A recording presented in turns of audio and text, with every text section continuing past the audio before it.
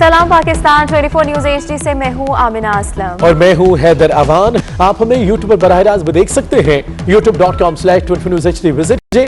बढ़ती कीमतों की बात करते हैं। बिजली महंगी होगी या फिर नहीं, बिजली की कीमतों में इजाफे से मुतालिक नेपरा ने फैसला महफूज कर लिया। मंजूरी पर नई कीमतों का इतलाक आइंदा माह होगा। ₹1.80 फी यूनिट इजाफे से सारिफीन पर 13 अरब का बोझ पड़ेगा। इसी पर बात करेंगे। अवैस कियानी हमारे साथ हैं। अवैस कियानी बताएगा क्या फैसला किया गया, बिजली की कीमत बढ़ेगी या फिर नहीं? बिल्कुल जी, CPPA की जो दरख्वास्त थी वो ₹1.80 फी यूनिट इजाफे की दरख्वास्त थी, जिसपे आज तफसीली जो है मुशावरत हुई है, आज हियरिंग हुई है। और जो हमारे जराये बता रहे हैं कि बिजली की कीमत में ₹1.30 से लेकर ₹1.60 के दरमियान जो है वो इजाफे का इम्कान है। नेपरा दरदुशुमार का जायजा लेने के बाद अपना फैसला जारी करेगा, जो फैसला महफूज किया गया है। लेकिन आज की जो समाअत में सबसे अहम जो बात आई है वो फर्नेस ऑयल जो इसे चलाई जाने वाले जो पावर प्लांट्स हैं उससे ₹1.5 अरब से ज्यादा का बोझ जो है वो सार्फिन पर पड़ा है। नेपरा हुकाम का ये कहना है कि 10 अरब की सबका एडजस्टमेंट की वजह से सार्फिन पर ज्यादा बोझ जो है वो पड़ रहा है और सबका एडजस्टमेंट शामिल ना करने से सिर्फ 35 पैसे का फर्क पड़ेगा। उसके साथ जो गर्दिशी कर्जे की बात की है चेयरमैन नेपरा ने कि 2400 अरब रुपए तक जो है वो पहुंच चुका है और सार्फिन को गैस फराहम करने के बायस महंगे फ्यूल वाले प्लांट जो हैं वो चलाए जा रहे हैं और जो पावर सेक्टर की जो गैस है वो दूसरे सेक्टर को दी जा रही है। इसका जवाबदेह कौन है? एनर्जी मिनिस्ट्री से तफसीली जो है वो बातचीत की गई है और उसके साथ फर्नेस ऑयल से ये भी बताया गया है कि 3.5 अरब रुपए का जो है वो इजाफी बोझ पड़ेगा। इस तमाम तर जो है डिस्कशन आज हुई है और ये बताया गया है नेपरा हुकाम की तरफ से कि अब इसका जो फैसला है इस समाअत का कि बिजली कितनी महंगी की जाएगी ये अगले कुछ दिनों में जो है वो फैसला किया जाएगा। तफसीलात के लिए शुक्रिया वैस। किस किस अफसर ने नैब से प्ली बार्गेनिंग की? महकमा तालीम सिंध ने प्ली बार्गेनिंग करने वाली अफसरान की तफसीलात मांग ली है। महकमा तालीम सिंध की जानिब से रिपोर्ट अदालत में पेश की जाएगी। अदालती फैसले की रोशनी में कार्रवाई अमल में लाई जाएगी। मजीद तफसीलात आजाद मोहरियों से जान लेते हैं। आजाद, अपडेट कीजिएगा हमें। जी बिल्कुल, सिंध हुकूमत ने बाज़ाब्ता तौर पर नेब से प्ले बार्गेनिंग करने वाले दीगर महकमों की तरह महकमा तालीमी के अफसरान के खिलाफ भी बाज़ाब्ता तौर पर कार्रवाई करने का फैसला कर लिया है। इस हवाले से महकमा तालीम सिंध की जानब से एक मरासला जो है बाज़ाब्ता तौर पर डिविजनल अफसरान और ज़िले अफसरान को अरसाल कर दिया है, जिसमें लाड़काना डिवीज़न से इब्तदाई तौर पर तहकीकात का आगाज कर दिया गया है। इस हवाले से ज़िले और डिवीजनल अफसरान को खत में कहा गया है कि जिन अफसरान ने नेब से प्ले बार्गेनिंग की है उनके तफसीलात फराहम किए जाएँ। उसके बाद में महकमा तालीम जैसे तफसीलात मौसूल होंगे उसके बाद में अदालत में जमा कराएगा। अदालत के अहकाम की रोशनी में उनके खिलाफ कार्रवाई की जाएगी। इस हवाले से इब्तदाई तौर पर लाड़काना से आगाज किया गया, उसके बाद दीगर जो डिवीजनल है जिसमें कराची, हैदराबाद, सखर, मीरपुर, शहीद बेनज़ीराबाद, इन जिले के अफसरान को भी खत अरसाल जी बहुत शुक्रिया आजाद अपडेट करने के लिए। तलबा के लिए एक अच्छी खबर है। तलबा का एहतजाज रंग ले आया है। बहाउद्दीन ज़िक्र यूनिवर्सिटी मुल्तान के बाद पेशावर यूनिवर्सिटी भी ऑनलाइन इम्तिहान लेने पर रजामंद हो गई है। इंतजामिया ने फिजिकल इम्तिहानात खत्म करके ऑनलाइन इम्तिहानात लेने का फैसला कर लिया है। मजीद तफसीलात अजमत अली शाह से जान लेते हैं। अजमत, बताइएगा, फैसला कर लिया गया है, अब ऑनलाइन इम्तिहानात लिए जाएंगे? जी बिल्कुल, पेशावर यूनिवर्सिटी के तलबा का मुसलसल एहतजाज रंग ले आया है और इंतजामिया ने फिजिकल इम्तिहानात खत्म करके ऑनलाइन इम्तिहान लेने का फैसला किया है। रजिस्ट्रार ऑफिस से तमाम खबाजात इंस्टीट्यूट, अकेडमी और सेंटर्स के सरबराहान के नाम मरासला जारी कर दिया है। जहाँ फाल सेमेस्टर 2020 के मिड टर्म इम्तिहानात शुरू नहीं हुए वहाँ ऑनलाइन इम्तिहानात लिए जाएंगे। इसके मरासले में ये भी कहा गया कि हायर एजुकेशन कमीशन की इजाजत से फाइनल टर्म इम्तिहानात भी ऑनलाइन दिए जाएंगे और जामिया पेशावर के तलबा फिजिकल इम्तिहानात के खिलाफ एक हफ्ते से एहतजाज कर रहे थे, क्योंकि गुज़िश्ता रात गए तक भी तलबा वाइस शख्स ऑफिस के सामने धरना दिए बैठे थे, जिसके हवाले से पेशावर यूनिवर्सिटी ने अब ऑनलाइन एग्जाम देने का फैसला किया है। जी बहुत शुक्रिया अपडेट करने के लिए।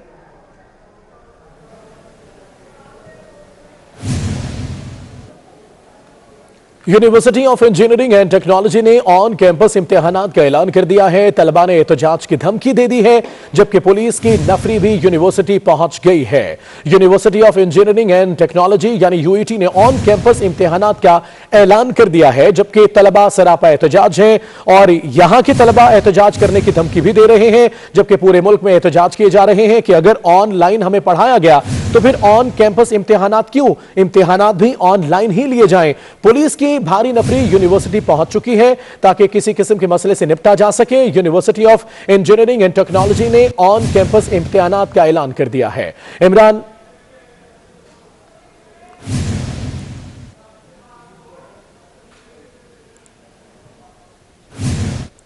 मुल्क की जामियात में इम्तिहानात ऑनलाइन होंगे या on campus. Higher education commission में आज फिर अहम इजलास होगा। गुज़िश्ता रोज इजलास बगैर नतीजा खत्म हुआ। मजीद तफसीलात जानते हैं सबा वजीर से। सबा बताएगा कोई फैसला किया गया या नहीं।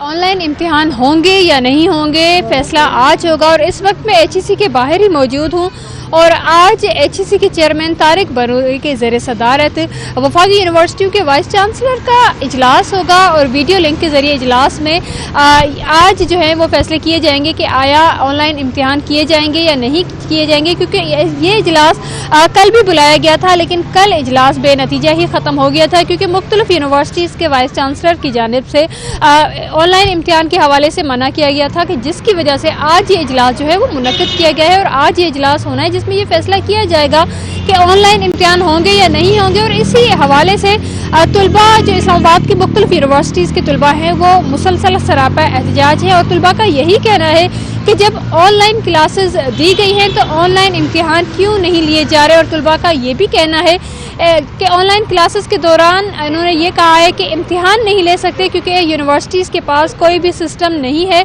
और तुलबा का ये भी कहना है कि अगर ऑनलाइन इम्तिहान नहीं दिए गए तो वो HEC के बाहर जो है वो धरना देंगे। और आज यहाँ पर अहम इजलास मुनक्किद किया गया है और इस इजलास में ये फैसला किया जाएगा कि आया ऑनलाइन इम्तिहान जो है वो लिए जाएंगे या नहीं लिए जाएंगे। और वफाकी यूनिवर्सिटी के तमाम जो वाइस चांसलर हैं आज मिलकर ये फैसला करेंगे कि ये किस तरह इम्तिहान जो है वो लिया जाएगा। जी सबा, बहुत शुक्रिया अपडेट करने के लिए। कराची स्टील मिल्स के बरतरफ मुलाजमीन का एहतजाज 70वें रोज भी जारी है। मुजाहिरे में बच्चे, खवातीन भी शरीक हैं। हुकूमत के खिलाफ नारेबाजी भी की जा रही है। मुजाहिरीन का कहना है कि मुतालबात तस्लीम होने तक धरना खत्म नहीं होगा। मजीद तफसीलात जान लेते हैं तनवीर बहलीम से। तनवीर, अपडेट कीजिएगा हमें। जी, स्टील मिल्स के जो बरतरफ मुलाजमीन हैं उनके एहतजाज को आज 17 रोज़ मुकम्मल हो चुके हैं। गुज़िश्ता 17 रोज़ से जो तमाम शुरका हैं वो खुले आसमान तले ज़िंदगी गुजार रहे हैं, अपने हुकूक की जंग लड़ रहे हैं। इस वक्त भी वो जो CEO है स्टील मिल्स उनके घर के सामने धरना देकर बैठे हुए हैं। वक्फे से हुकूमत मुखालिफ नारेबाजी की जाती है और अपने जो मुतालबात हैं उनके लिए नारे लगाए जाते हैं। हुकूमत मुखालिफ तकारीर का सिलसिला भी जारी है और आज दोपहर में ही मुतवक्किल तौर पर जो पाक सरजमीन के चेयरमैन हैं मुस्तफ़ा कमाल, वो भी धरने के शुरका से इज़हार यकजहती के लिए यहाँ पहुँचे के।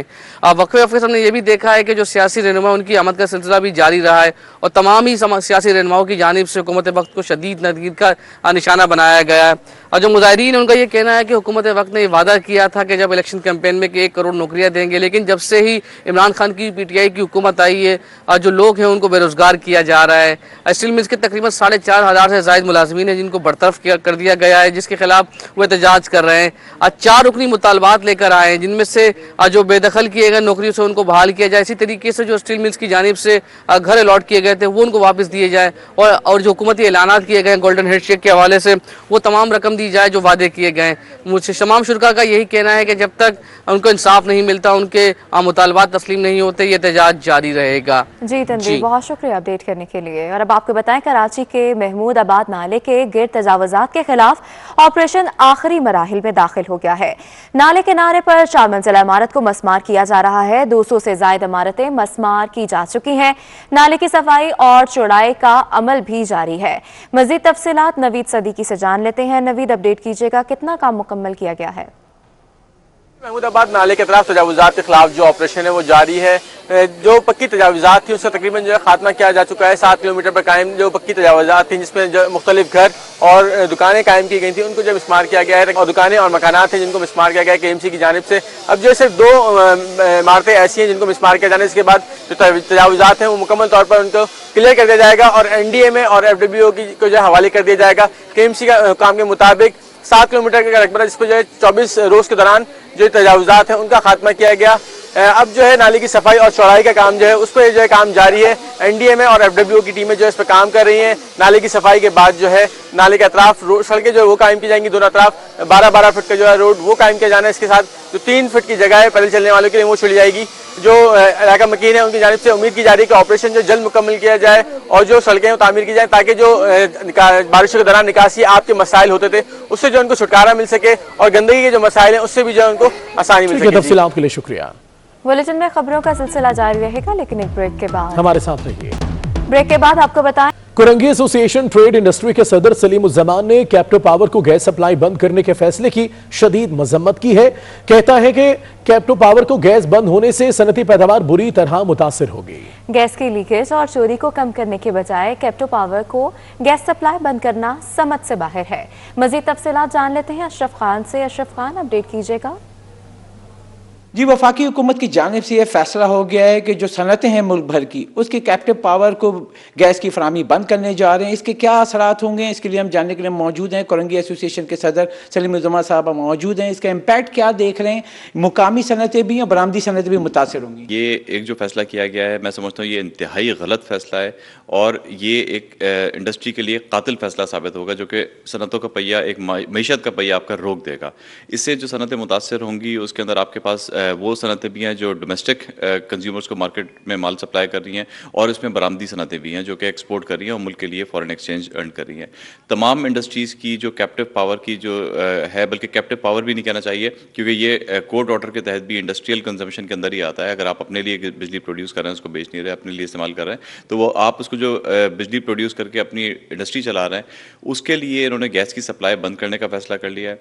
और इसमें मैं समझता हूँ कि अगर थोड़ी सी बेहतर प्लानिंग की जाती, थोड़ी सी एफर्ट की जाती, तो हमारे पास गैस अवेलेबल है। जैसा कि आपने सलीमुज्जमान को सुना, उन्होंने ये साफ साफ कहा है कि हुकूमत इकदाम कर सकती थी। 30% गैस का जो अकाउंटेंट फॉर गैस है, उसके ऊपर भी इकदाम किए जा सकते, लेकिन जो कैप्टिव पावर को गैस फराहमी बंद हुई है, उससे जो सनतों का पहिया है, वो पैदावार है, बुरी तरह मुतासिर। बहुत शुक्रिया तफसीलात के लिए। सनतों को गैस की सप्लाई बंद करने का मामला फैसलाबाद चैंबर ऑफ कॉमर्स के सदर एहतशाम जावेद ने कमेटी बना दी। कमेटी एमडी SNGPL के सामने मसला उठाएगी। हल न होने पर वजीर आजम से नोटिस का मुतालबा किया जाएगा। मजीद जानते हैं मोहम्मद बिलाल डोगर से। जी बिलाल। जी बिल्कुल, सनतों के हवाले से बात करें तो तरक्की करती सनत और इंडस्ट्री के अंदर खासतौर पे जो गैस की एक बंदिश और शॉर्टेज के हवाले से चीज़ें सामने आ रही हैं, तो उसके ऊपर बड़ी तशवीश का इजहार किया जा रहा था। तो ईवान सनत और तजारत के अंदर एक कमेटी तश्कील की गई थी, तमाम सेक्टर्स जो टेक्सटाइल के हैं उनको ऑन बोर्ड लेते हुए, जिसकी सदारत Faisalabad chamber of commerce and industry के सदर हाफिज एहतशाम जावेद करेंगे। और उन्होंने बाकायदा फैसला किया है कि इसे बकाया आगे लेकर चला जाएगा। इसके हवाले से जो भी अल्टरनेट प्लान्स हैं उनको मद्देनजर रखा जाए, ताकि इंडस्ट्री का जो एक पहिया चल रहा है उसे उसके अंदर किसी किस्म की रुकावट, क्योंकि इमरान खान ने भी कहा था वज़ीर आज़म ने कि इसके अंदर कोई रुकावट दरपेश नहीं आनी चाहिए और हर सहूलत देनी चाहिए। हाफिज साहब हम ऐसे मौजूद हैं, इनसे बात करते हैं। देखिए जी, ऑलरेडी हमारी असद उमर साहब से इस पर बात हो चुकी थी। ही प्रॉमिस्ड मी अलॉट के सिलसिले के अंदर कि गैस सप्लाई उस इंडस्ट्री की जिसकी रॉ मटेरियल के तौर पे गैस यूज़ होती है, उसको बंद नहीं करने जा रहे। ये बड़ा मुबहम सा अभी डिसीजन सामने आया है, इसका नोटिफिकेशन प्रॉपर नहीं आया। We are just going into it कि इसमें है क्या।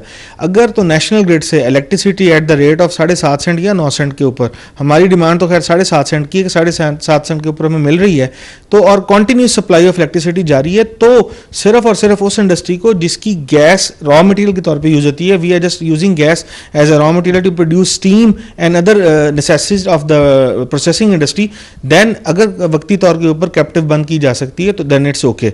लेकिन उसके लिए इस चीज़ को लाजमी तौर के ऊपर हमें हर हाल में यकीनी बनाना होगा कि नेशनल ग्रिड से supply of electricity shouldn't be discard even for an hour, even also. जिस तरह पुरानी हुकूमतों के दौर में होता रहा है कि ये मुल्क शॉपकीपर्स की या आपकी इंपोर्टर्स की मरहूने मेहनत रह जाएगा, फिर बैकलैश करेगी, फिर इन्फ्लेशन रेट बढ़ेगा। बड़ी मुश्किल से हम स्टेबल हुए हैं, तो इसके लिए काम करना चाहिए जी, इसके लिए काम करना चाहिए। और इन्होंने जैसे कहा हाफिज साहब ने कि इस वक्त गवर्नमेंट जो है वो सर्व करना चाह रही है, काम करना चाह रही है, तो उन्हें यही बताना है कि इसका अल्टरनेट प्लान जो हमें जरूर दिया जाए, क्योंकि इंडस्ट्री का पहिया नहीं रुकना चाहिए। ये रुकेगा तो पाकिस्तानी मईशत को झटका पड़ेगा, जो कि इस वक्त हम नवंबर दिसंबर के जो ग्राफ्स देखें तो उसके अंदर एक वाज़ह बढ़तरी नजर आई। उसके पीछे सबसे बड़ी सपोर्ट जो थी टेक्सटाइल इंडस्ट्री की थी। बहुत शुक्रिया।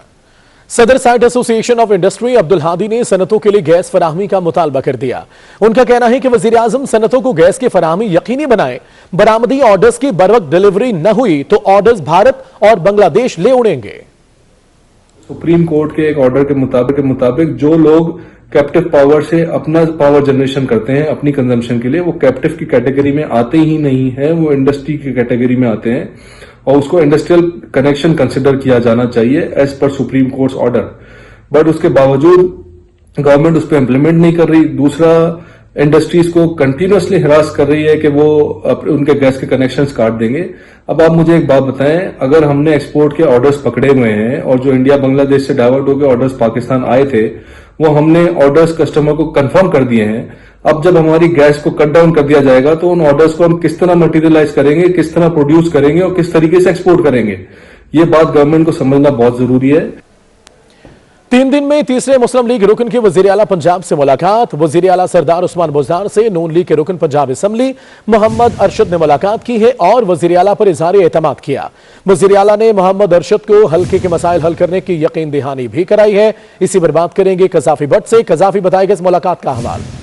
बिल्कुल जी, PP 254 बहावल नगर से ये नून लीग की टिकट पर मोहम्मद अरशद मुंतखब हुए थे और वजीर आला पंजाब ने 3 दिनों के अंदर ये तीसरे लीगी MPA हैं जिनके साथ मुलाकात की है, जिन्होंने अपने इलाके के जो मसाइल थे, हल्के के मसाइल थे, वो सामने रखे और वजीर आला ने मौके पर ही इनके हल्के के मसाइल हल करने के लिए अहकामात भी जारी किए। और वजीर आला पंजाब का ये कहना था कि उनके दरवाजे हर रुकन असेंबली के लिए खुले, तरजीही बुनियादों पर उनके मसाइल हल किए जाएंगे, जिस पर मोहम्मद अरशद ने उनका शुक्रिया अदा किया। और उनका ये कहना था कि वजीर आला पंजाब ने हमेशा इज्जत अफजाई की है और मसाइल हल किए हैं। जी ठीक है, तफसीलात के लिए बहुत शुक्रिया आपका।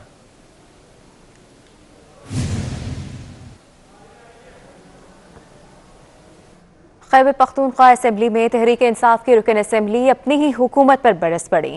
कहती हैं कि पेशावर दारुल इत्तेफाल की इंतजामिया पर बच्चों के साथ ज्यादती और जिस्मानी तशद्दुद के इल्जामात लगा दिए। उन्होंने मजीद कहा कि सूबाई हुकूमत ने अपनी जमात की MPA के इल्जामात पर तहकीकात की बजाय खामोशी भी इख्तियार की। मजीद तफसीलात अजमत अली शाह से जान लेते हैं। अजमत, अपडेट कीजिएगा हमें। जी बिल्कुल, इस वक्त मैं मौजूद हूँ पेशावर दारुल अत्फाल में, जहाँ पर 2 दिन कबल खैबर पख्तूनख्वा असम्बली में मदीहा निसार MPA ने इल्ज़ाम लगाया था कि इस दारुल अत्फाल में जिस्मानी और जिनसी तशद्दुद किया जाता है बच्चों के साथ। इस वक्त मैं यहाँ पर मौजूद हूँ और हमारे साथ इस दारुल अत्फाल के एडमिनिस्ट्रेटर यास्मीन अवान साहिबा मौजूद हैं, उनसे जानने की कोशिश करेंगे। मैं यहाँ पे एज एडमिनिस्ट्रेटर काम कर रही हूँ, मुझे 13 ईयर्स यहाँ पे हो गए हैं। इस इदारे को जी 60 ईयर्स हो गए हैं जी। और यहाँ पे जो उन्होंने, मैं एक तो ये बात बता दूं कि मदीहा को तो मैं जी पहचानती नहीं, ना बाय नेम बाय फेस, मैंने उनको कभी देखा नहीं। यहाँ पे बहुत सारे डोनर्स आते हैं, बच्चों से मिलते हैं, इसको मैंने नहीं देखा जी, कभी भी नहीं देखा, ना कभी मेरी इनके साथ बात हुई है।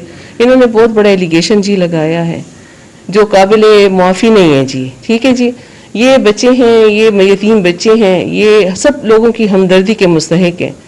स्टेट के लोग हैं, स्टेट के लोग उठ के जो है तो फिर ये इल्ज़ाम लगाए इन बच्चों पे कि यहाँ पे जिनसी तशद्दुद होता है और उन पे जिस्मानी तशद्दुद भी होता है और ये घर है, ये बहुत बड़ा इल्ज़ाम है जी। जी बिल्कुल, आपने मैडम की बातें भी सुनी। उनका भी ये कहना था कि अगले इजलास में जो है वो प्रूफ करेंगी इस बात को, फिर उसके बाद जो है वो कानूनी कार्रवाई भी की जाएगी। साथ साथ में शाह इनामुल्लाह जो कि वजीर हैं सोशल वेलफेयर के, उनकी सरबराही में कमेटी बना दी गई है और उससे 1 हफ्ते के अंदर अंदर जो है वो तमाम मालूमात इकट्ठा करने की हिदायत भी जारी कर दी है। जी बहुत शुक्रिया अपडेट करने के लिए। और अब आपको बताएं, कराची डेवलपमेंट अथॉरिटी के पास पेंशनर के लिए रकम नहीं, अपग्रेड 17 के अफसरों की तनख्वाहें भी नहीं। मामले पर सिंध हाई कोर्ट में समाअत हुई। अदालत ने तमाम KDA अफसरों को तनख्वाहें जारी करने का हुक्म दिया है। बिलाल अहमद से मजीद तफसीलात जान लेते हैं। बिलाल अहमद, तफसीलात से आगाह कीजिएगा हमें। जी देखिए, कराची डेवलपमेंट अथॉरिटी माली बहरान का शिकार है, जिसके बायस एक नोटिफिकेशन जारी किया गया जिसके तहत ग्रेड 17 और ऊपर के अफसरान की तनख्वाहें बंद कर दी गई हैं, जिससे मुतल्लिक आज जस्टिस मोहम्मद अली मदर की सरबराही में 2 रुकनी बेंच ने इस केस की समाअत की। दौरान समाअत अदालत को बताया गया DG KDA की जानिब से इसके माली बहरान के बायस अफसरान की तनख्वाहें बंद की गई हैं, जिस पर अदालत ने सख्त इज़हार बरहमी करते हुए कहा कि अगर पेंशनर की तनख्वाहें मौजूद नहीं है उनको पेंशन देने के लिए, तो क्या हाजिर सर्विस अफसरान की तनख्वाहें बंद कर दी जाएंगी। उनके घरों में जो चूल्हे हैं वो ठंडे पड़े हैं, उनके बच्चों की स्कूल की फीसें कहाँ से अदा होंगी। अदालत ने सिंध हुकूमत के नुमाइंदा डिप्टी अटॉर्नी जनरल को यह हिदायत की है कि KDA को लोन फराहम किया जाए ताकि तनख्वाहें जारी हो सकें। अदालत ने साथ ही ये KDA अफसरान को हुक्म दिया है कि जो माली बहरान से मुतल्लिक हैं उस पर इकदाम उठाए जाएं। जी बिलाल, बहुत शुक्रिया अपडेट करने के लिए।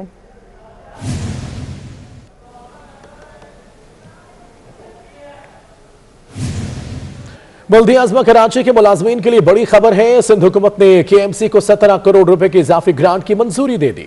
इजाफी ग्रांट से मुलाजमीन की तनख्वाहों में ताखिर का मसला हल हो जाएगा। जो सरेदस्त सबसे बड़ा मसला था वो था सैलरी का डेफिसिट। उसकी मद में हमारे पास फाइनेंसेस नहीं थे। तकरीबन कोई 17 करोड़ रुपए का डेफिसिट था, सैलरी देने के काबिल नहीं थे। सीएम साहब ने बड़ी मेहरबानी की, उन्होंने जो है 17 करोड़ रुपए पर मंथ की ग्रांट अप्रूव कर दी है, वो जारी हो जाएगी केएमसी को। तो उस क्राइसिस से केएमसी को निकाल लिया सीएम साहब ने। खबरें और भी हैं मगर एक ब्रेक के बाद। हमारे साथ रहिए। ब्रेक के बाद खुशामदीद कहेंगे। रेलवे के शोबे आईटी की नाकस कारकर्दगी सामने आ गई। 30 घंटे गुजरने के बावजूद आईटी अफसरान सर्विस सिस्टम में खराबी की वजूहात ढूंढने में नाकाम है। लाहौर समेत मुल्क भर के रिजर्वेशन दफातर में टिकट्स की बुकिंग ताहाल बंद है। रेलवे स्टेशन पर मुसाफिरों की लंबी लाइनें भी लग गई हैं। मजीद तफसीलात क्या है, सईद अहमद सईद से जान लेते हैं। सईद अहमद सईद, बताइएगा। जी, Pakistan railway Shobha IT server में गुज़श्ता सुबह 8 बजे करीब एक फॉल्ट आया, जिसको ताहाल अभी तक उसकी वजूहात जानने की कोशिश है वो की जा रही है, लेकिन इसका वो मुआवजा जो है वो आम मुसाफिर हैं वो भुगत रहे हैं। और एक तरफ लाखों रुपए तनख्वाह लेने वाले रेलवे अफसरान हैं वो ताहाल अपने दफातर के अंदर मौजूद है। कुछ सफ़र मौजूद भी, इनसे बात करेंगे कि क्या मामला है पेश आगे। लंबी कतार जो आप देख रहे हैं, ये कतार किसी बैंक के बाहर नहीं, ना ही किसी सिनेमा के बाहर है। ये कतार जो है लाहौर रेलवे स्टेशन पे टिकटों के हसूल की लगी हुई है। सर, मैं जा रहा हूँ कराची। कल भी मैं तकरीबन आया हूँ, 2 घंटे तक मैं यहाँ लाइन में खड़ा रहा हूँ। मुझे 2 घंटे के बाद जब मेरा नंबर आया, कहने लगे जी यहाँ पे हमारे पास सिस्टम नहीं है, आप कल सुबह 9 बजे आ जाएं। अभी मुझे आए हुए तकरीबन कोई 1.5 घंटा हो गया, हम लोग लाइन में लगे हुए सर। अभी तक कोई रिस्पांस हमें नहीं मिला है कि सीट है या नहीं है, टिकट है या नहीं, हमें मिल रही है या नहीं मिल रही। कल सुबह 8 बजे से जिनमें फॉल्ट आया, क्रैकडाउन आया, उसके बाद से ही ये मुसाफिर हैं वो दर बदर ठोकरें खाने पर मजबूर हो चुके हैं और मुतालबा करते दिखाई देते हैं कि पाकिस्तान रेलवे, जो कि पाकिस्तान का दूसरा बड़ा इदारा है, वहाँ में आईटी में आने वाला फॉल्ट है। अफसाने बाला की कारकर्दगी के ऊपर सवालिया निशान भी है। लिहाजा अफसाने बाला इस बात का नोटिस लेते हुए जल्द अज जल्द फॉल्ट को जो है वो बेहतर करें, ताकि लोगों को बाइज्जत तरीके से जो सफरी सहूलियात देने का वादा करती है पाकिस्तान रेलवे, वो उसको मैसर आ सके। जी, बहुत शुक्रिया। पंजाब में गदागरों के खिलाफ बड़े ऑपरेशन के लिए तजावीज तैयार कर ली है। भीख मांगने और मंगवाने वाले दोनों जेल जाएंगे। गदागरों के साथ बच्चा उनका साबित न होने पर अगवा का मुकदमा भी दर्ज होगा। 10 साल सजा और 10 लाख तक जुर्माने होंगे। सिफारिशात मंजूरी के लिए वजीर आला को भिजवा दी गई हैं। हुकूमत ने शहर से गदागरी के खात्मे के लिए कमर कस ली है। गदागरों के खिलाफ बड़े ऑपरेशन के लिए सिफारिशात तैयार कर ली गई हैं। सिफारिशात मिनिस्टर सोशल वेलफेयर यावर अब्बास बुखारी की जानिब से वज़ीर आला पंजाब को भिजवाई गई है। सिफारिशात में कहा गया कि गदागरों और इनके कर्ता धर्ताओं को पकड़ने के लिए सेफ सिटी कैमरे की मदद ली जाएगी।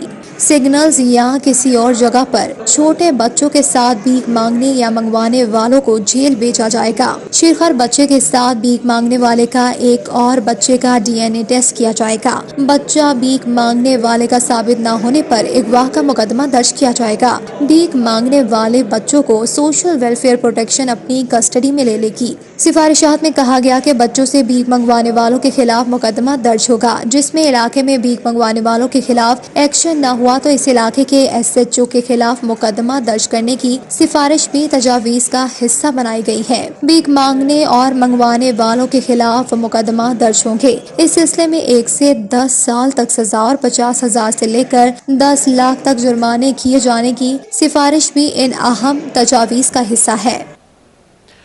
लाहौर में महंगाई पर काबू नहीं पाया जा सका। ओपन मार्केट में दालें 70 रुपए तक इजाफी कीमतों पर फरोख्त होने लगी हैं।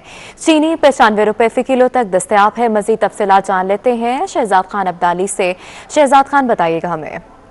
जी बिल्कुल, इस वक्त हम शहर की ओपन मार्केट में मौजूद हैं और शहर की ओपन मार्केट में महंगाई का मुकम्मल राज नज़र आ रहा है। बुनियादी शहर ज़रूरिया जिनमें दालें जो हैं, दालें सरकारी रेट लिस्ट के बरक्स 15 से 70 रुपये इजाफी कीमतों पर फरोख्त की जा रही हैं। और इसी तरह जो चीनी है, इसकी अकबरी मंडी में जो होल सेल कीमत है वो 86 रुपये फ़ी किलोग्राम मुतय्यन की गई है, लेकिन शहर की ओपन मार्केट के अंदर चीनी 90 से 95 रुपये फ़ी किलोग्राम के हिसाब से शहर की ओपन मार्केट के अंदर फरोख्त की जा रही है। इस तरह बुनियादी शहरिया में घी और ऑयल की बात की जाए तो जो दर्जा अव्वल की कंपनियां हैं उनकी जानिब से कीमतों में इजाफे का तूफ़ान बरपा कर रखा है। और इस हवाले से आपको बताते चले, जो दर्जा अव्वल का घी और ऑयल की कीमतों में 15 से 20 रुपये का फ़र्क था, अब वो फ़र्क भी ख़त्म हो गया है। दर्जा अव्वल की कंपनियों ने घी और ऑयल की कीमत यकसा कर दी है, यानी 296 रुपये फ़ी लीटर के हिसाब से शहर की ओपन मार्केट के अंदर ऑयल फरोख्त किया जा रहा है और 295 रुपये फ़ी किलोग्राम के हिसाब से दर्जा अव्वल का जो घी है वो फ़रोख्त किया जा रहा है। इस हवाले से जो शहरी है वो शिकवा करना है। शहरियों का ये कहना है कि जो बुनियादी अशिया ज़रूरियाँ हैं वो तो कम अज़ कम आम आदमी की रेंज में होनी चाहिए। इस हवाले से वफाकी और सूबाई हुकूमतें जो हैं वो इक़दाम करें और इजाफी कीमतों का जो मामला है वो फौरी तौर पर हल करें ताकि जो आम आदमी है उसकी गुजर बसर आसानी हो सके। जी बहुत शुक्रिया। फैसलाबाद के इलाके सर सैयद टाउन का सहूलत बाजार वीरानी का मंजर पेश करने लगा है। मजीद तफसीलात अब्दुर्रहमान से जान लेते हैं। अब्दुर्रहमान, हमें अपडेट कीजिएगा। जहाँ बात की जाए मेट्रोपॉलिटन कॉरपोरेशन के ज़ेरे एहतमाम लगने वाले सस्ते बाज़ारों की, तो बदकिस्मती से यहाँ पर जो शाय खुर्दोनोश है वो तकरीबन नायाब है। फ्रूट सब्जियाँ ना होने के बराबर हैं, बिल्कुल भी यहाँ पर नहीं रखी गई और इसी तरह से बाकी चीज़ें भी यहाँ पर जो सस्ते दामों दावा किया गया था वो ना होने के बराबर है। साबिक चेयरमैन हमारे साथ मौजूद है। जी खट्टर साहब, क्या कहेंगे, आपके इलाके में ये बाज़ार लग रहा है, कितना क्रश होता है, कितने लोग डेली आ जाते हैं? अब्दुल भाई, आप देख रहे हैं कि इस सस्ते बाज़ार की सूरत हाल को, वो जिस तरह मैंने पहले आपसे कहा कि सुंजियां हो जान गलियां दे विच मिर्ज़ा यार फिरे, इस हुकूमत को अल्लाह हिदायत दे, ये इसी तरह इस पूरी जो हाल इस सस्ता बाज़ार का, ये इस मीशत का हाल है।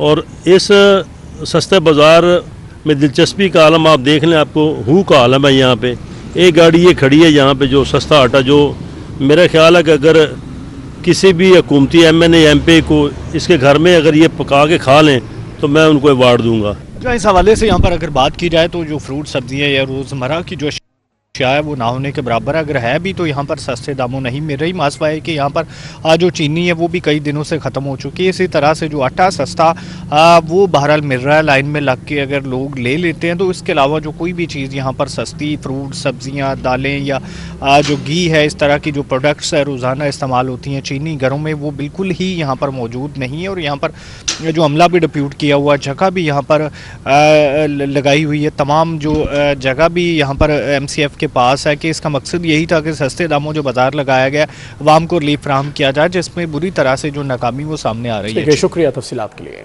वज़ीर आला बलूचिस्तान जाम कमाल ने सेनेट इंतखाबात ओपन बैलेट से कराने की हिमायत की।